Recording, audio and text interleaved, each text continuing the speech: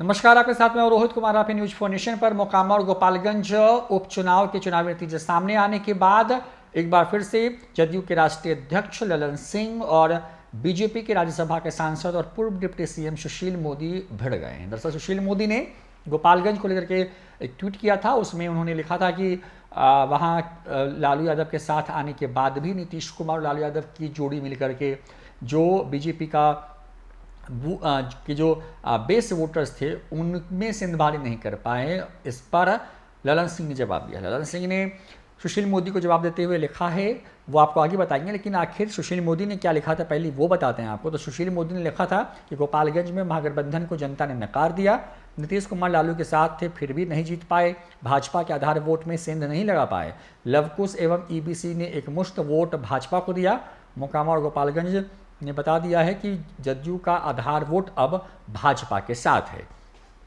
इसी पर जवाब देते हुए ललन सिंह ने कहा है कि लगता है कि आपकी स्मरण शक्ति कमजोर हो गई है। साल 2020 के आंकड़ों का जिक्र करते हुए ललन सिंह लिखते हैं कि 2020 में 36,752 वोट से बीजेपी को जीत मिली थी। इस बार उन्हें सिर्फ 1794 वोट से जीत मिली है। फिर भी महागठबंधन के आधार वाला वोट आपको मिला। ऐसी प्रतिक्रिया बड़का झूठा पार्टी के हताश नेता ही दे सकते हैं। लगे रहिए, कुछ ना कुछ जरूर मिल जाएगा आपको। गोपालगंज के चुनावी नतीजे पर ललन सिंह और सुशील मोदी आमने सामने आ गए हैं। सुशील मोदी ने ये कहा है कि लालू यादव के साथ आने के बाद भी जो प्लान था लालू यादव और नीतीश कुमार या तेजस्वी यादव के साथ आने के बाद से कि बीजेपी की जो वोटर्स हैं उनमें सिंधमारी कर पाने का, वो नहीं कर पाए। ये बड़ा हमला बोल रहे हैं सुशील मोदी। वहाँ पर महागठबंधन को नकार दिया है ये कहने की कोशिश कर रहे हैं। तो दूसरी तरफ ललन सिंह ने साल 2020 के विधानसभा चुनाव का जिक्र करते हुए कहा है कि जब 20 में चुनाव हुआ था, यानी कि जब नीतीश कुमार और बीजेपी एक साथ चुनावी मैदान में थे, तब जितना मार्जिन से चुनाव जीत करके आए थे, इस बार वो मार्जिन महज 2000 से भी कम वोटों का है और इसी के सहारे हमला बोलने की कोशिश हुई है। देखिए, दोनों दल या गठबंधन जो हैं वो अपनी चीज़ के दावे कर रहे थे। चुनाव के पहले सुशील मोदी को ही देखें तो उनका ये बयान सामने आया था कि दोनों सीटों पर हम जीत करके आएंगे। ललन सिंह ने भी कहा था कि बीजेपी को भागना पड़ेगा, दोनों सीटें हम ही जीतेंगे। लेकिन जनता का जो निर्णय है वो सबने स्वीकार किया और निर्णय ये कि मोकामा की सीट आरजेडी के खाते में थी, आरजेडी को ही गई।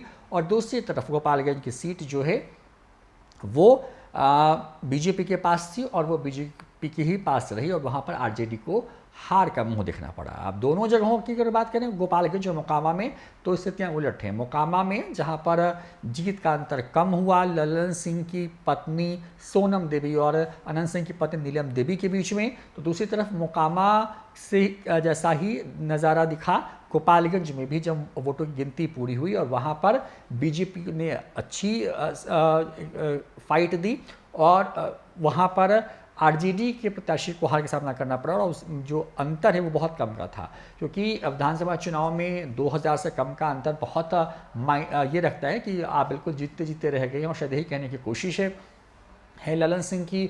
सुशील मोदी पर हमला बोला है। सुशील मोदी लगातार ललन सिंह को जो है निशाने पर लेते रहे हैं और इस बार ललन सिंह ने सुशील मोदी के बयान पर जो है हमला बोला है और उनके ट्वीट पर रिट्वीट करके ये सारी बातें लिखी हैं। अब देखिए, चुनाव संपन्न हो गए हैं, खूब प्रचार हुआ बिहार के अंदर में, सरगर्मी जो है वो लगातार बनी हुई थी।